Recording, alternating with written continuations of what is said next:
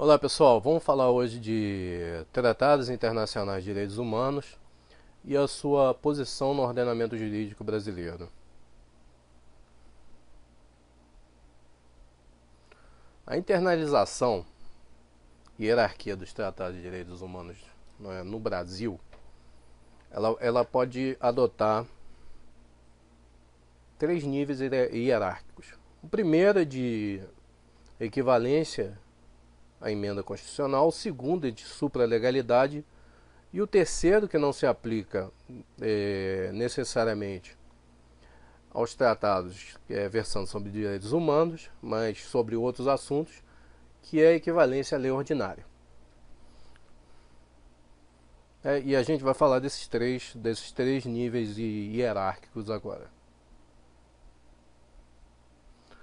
Então, como eu falei antes, o primeiro nível hierárquico é de equivalência à emenda constitucional. Isso está previsto no artigo 5º, parágrafo 3º da Constituição.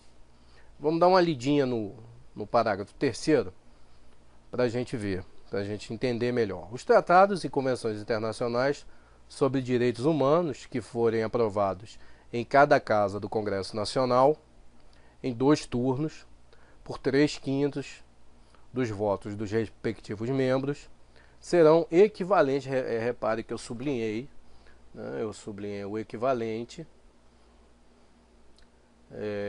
serão equivalentes, aqui, vamos passar a canetinha aqui, serão equivalentes a emendas constitucionais. Isso foi incluído pela emenda constitucional número 45 de 2004, que é a reforma do Poder Judiciário. Para que esses tratados que versam sobre direitos humanos, os tratados internacionais que versam sobre direitos humanos, entrarem no ordenamento jurídico brasileiro, ou com equivalência, melhor falando, de emenda constitucional, ele tem que preencher 2 requisitos cumulativos. O primeiro requisito é quanto ao conteúdo. E o segundo requisito, quanto ao procedimento de aprovação. Esses dois, eles devem estar, como são cumulativos, eles devem estar presentes para que esses tratados de direitos internacionais, tratados internacionais sobre direitos humanos, tenham equivalência de emenda constitucional.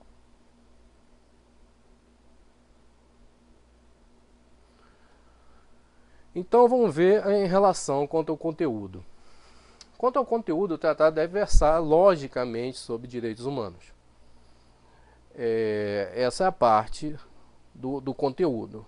E quanto à votação, quanto à parte formal, essa é aquela primeira parte material, o conteúdo. E quanto à parte formal, ela deve ter uma votação diferenciada. Votação essa que equivale à mesma votação de emenda constitucional. A regra que muita gente faz do 2235. 2235. Duas votações nas 2 casas do Congresso Nacional com quórum de 3/5 de cada membro de cada casa.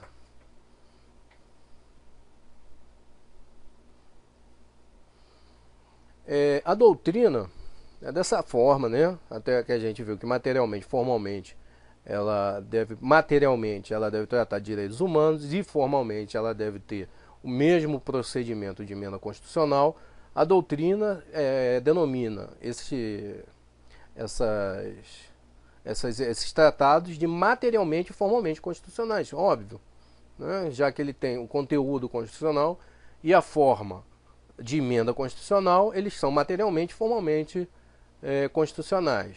Então, eu coloquei no slide, pois o conteúdo é pertinente à matéria constitucional, direitos humanos, e formal, pois adota o rito análogo os das emendas constitucionais. E por isso ele é formalmente constitucional. A doutrina também considera que os tratados de direitos humanos equivalentes às emendas constitucionais, integram o chamado bloco de constitucionalidade. O que é o bloco de constitucionalidade? Nós não vamos falar, vamos falar rapidamente sobre bloco de constitucionalidade, só para a gente ter uma noção. O bloco de constitucionalidade ele vai estar ele vai estar compreendido da própria Constituição. Ele compreende a própria Constituição, os tratados internacionais de direitos humanos, e ele tem mais os princípios implícitos. Ele é formado por essas três partes. Tratado é a Constituição, propriamente dita, os tratados internacionais de direitos humanos e os princípios implícitos. Esse é o chamado bloco de constitucionalidade.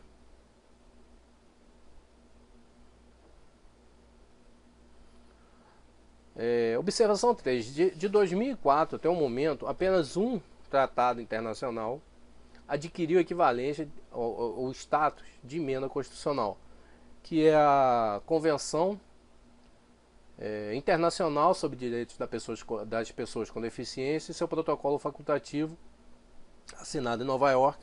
Até mesmo por isso ele também é chamado de Tratado de Nova York, Convenção de Nova York, de 30 de março de 2007, né? Internalizado pelo Decreto 6949 de 2009.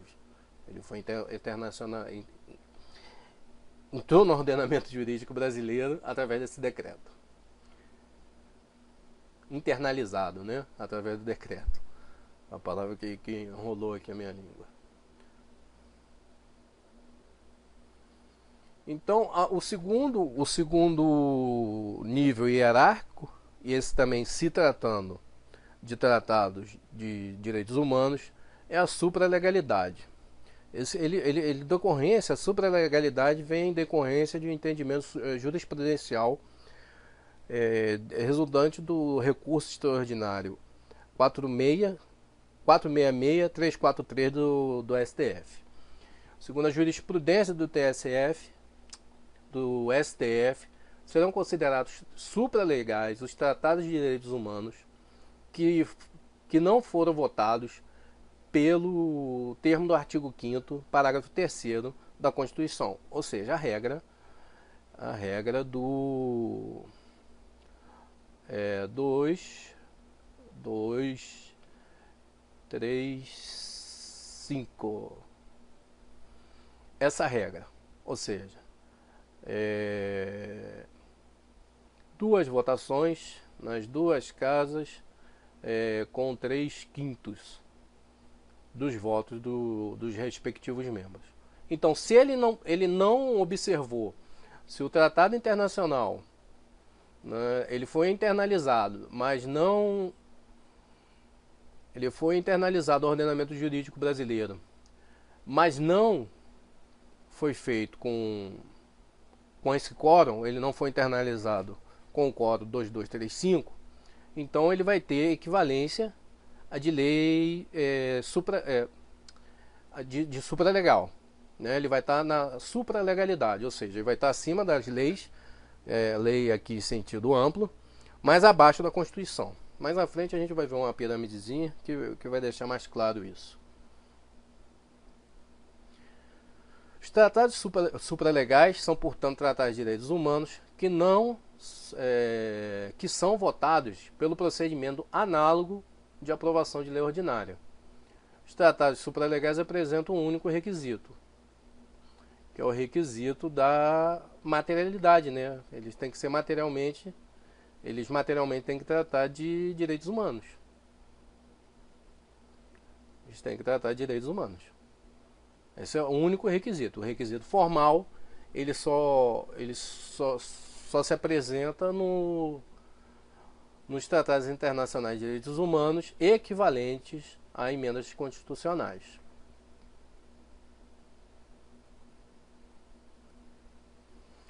A doutrina denomina os tratados supralegais de tratados materialmente constitucionais. Então, na mesma linha de raciocínio dos tratados equivalentes a emendas constitucionais, esse só tem um pedaço, né? Ele só é materialmente constitucional. ele não é formalmente. Então, a doutrina chama de materialmente constitucional. Um pouco óbvio, né? Mas é bom a gente sempre guardar isso, ter isso na cabeça. Os tratados supralegais estão localizados em posição intermediária, que eu não falei, entre as leis e a Constituição. Constituição é supralegalidade e leis em sentido amplo, né, na pirâmide kelseniana. Ou seja, situam-se acima das leis, mas abaixo da Constituição. Em 2008, ao julgar aquele recurso extraordinário 466-343, o STF reconheceu a supralegalidade do Pacto de São José da Costa Rica. Entretanto, a doutrina reconhece que todos os tratados de direitos humanos no Brasil são supralegais, com exceção da Convenção de Nova York, que é aquele que já entrou no ordenamento jurídico equivalente à emenda constitucional, né, a Convenção de Nova York, e o seu protocolo facultativo.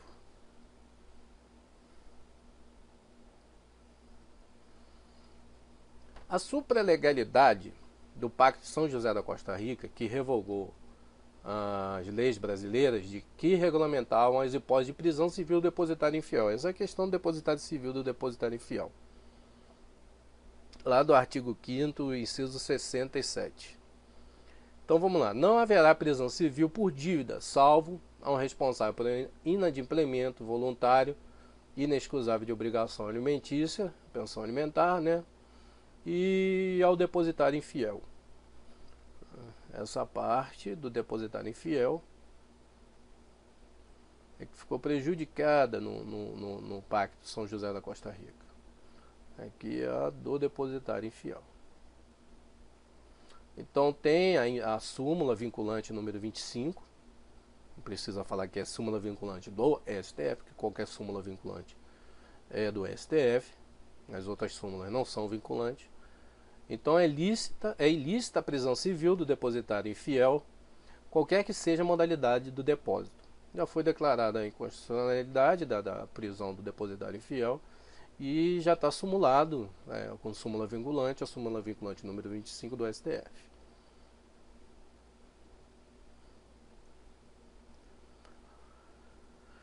Aí a gente tem o terceiro nível hierárquico de tratados internacionais, que agora não vai versar mais sobre direitos humanos, porque quando tratar de direitos humanos, ou ele vai entrar na questão da equivalência à Constituição, a equivalência à emenda constitucional, ou a supralegalidade, quando o conteúdo materialmente falando. A doutrina, inclusive, já é pacífica no sentido que, se tratar de direitos humanos, tratado for de direitos humanos e não tiver sido aprovado pelo Código 2235, então ele já entra na supralegalidade. Então, é isso. Então, o que acontece? O Estado equivalente são outros tratados, que não, nem materialmente, nem formalmente, eles vão tratar de direitos humanos. Eles vão ter equivalência de lei ordinária. Serão equivalentes às leis ordinárias federais os tratados cujo conteúdo não verse sobre direitos humanos. Exemplo, tratado de fronteira, tratados econômicos, etc.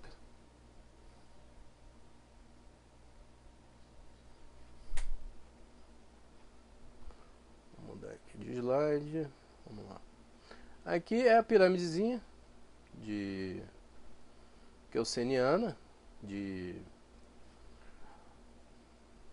para a gente ter uma noção como ficou a questão principalmente aqui dos tratados da supralegalidade. Então aqui a gente tem a Constituição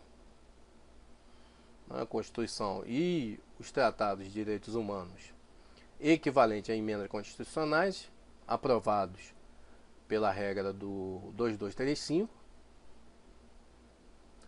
Nessa parte da pirâmide a gente tem os demais tratados que versam com o conteúdo dele materialmente eles tratam de direitos humanos, mas não foram aprovados com a regra do 2235. E nessa base da pirâmide a gente tem os outros tratados e as leis ordinárias.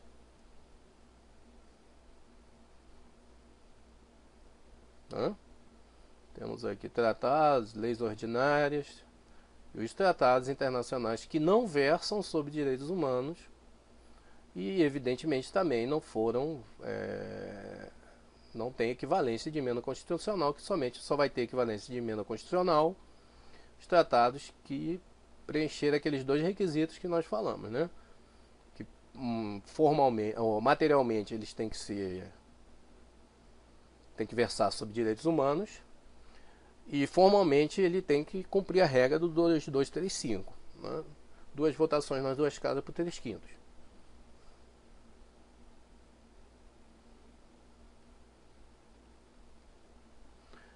Então, nesse ponto é interessante nós falarmos também do chamado incidente de deslocamento de competência previsto no artigo 109, parágrafo 5º da Constituição Federal.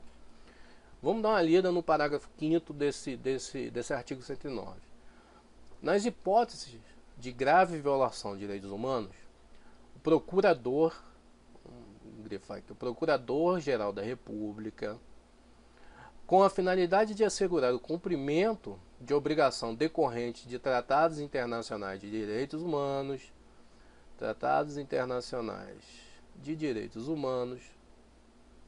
dos quais o Brasil seja parte, poderá suscitar perante o STJ,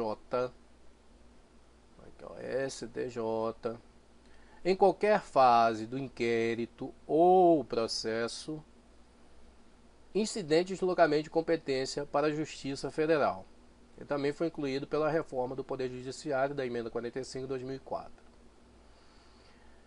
O incidente de deslocamento de competência permite enviar para a Justiça Federal local qualquer inquérito ou processo que tramita na Justiça Estadual local, desde que haja risco de atuação da Justiça Estadual, na atuação da Justiça Estadual, acarretar violação aos direitos humanos, aos tratados de direitos humanos.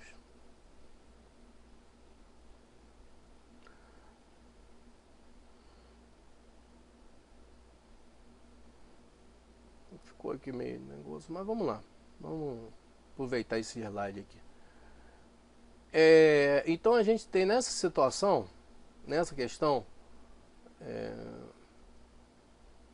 do deslocamento de competência, para compreender o incidente de deslocamento, a gente tem o incidente de deslocamento de competência, ele resulta da necessidade de assegurar o cumprimento de um tratado de direitos humanos. Ele pode ser suscitado apenas pelo Procurador-Geral da República perante o STJ. O STJ é que vai julgar. Então vamos dar uma lida aqui. O deslocamento de processo ou de inquérito, sempre lembrando que é processo ou inquérito da Justiça Estadual para a Justiça Federal, resulta da necessidade de assegurar o cumprimento de tratados de direitos humanos e pode ser suscitado, pode ser feito apenas, o legitimado é o Procurador-Geral da República, para apresentar esse pedido, né, de deslocamento, e compete ao STJ, julgar o incidente de deslocamento de competência. Isso não necessariamente, né, vai ser deslocado. O STJ vai julgar se há necessidade ou não do deslocamento da competência. Beleza, pessoal? Acho que esse é o último slide desse assunto. Foi um pouquinho sucinto, mas já dá para lembrar alguma coisa. Beleza, é isso mesmo. Esse é o último slide, eu fico por aqui. Depois eu volto com mais algum tema sobre direito constitucional ou outra área do direito aí que seja relevante. Beleza, pessoal? Obrigado aí, um abraço.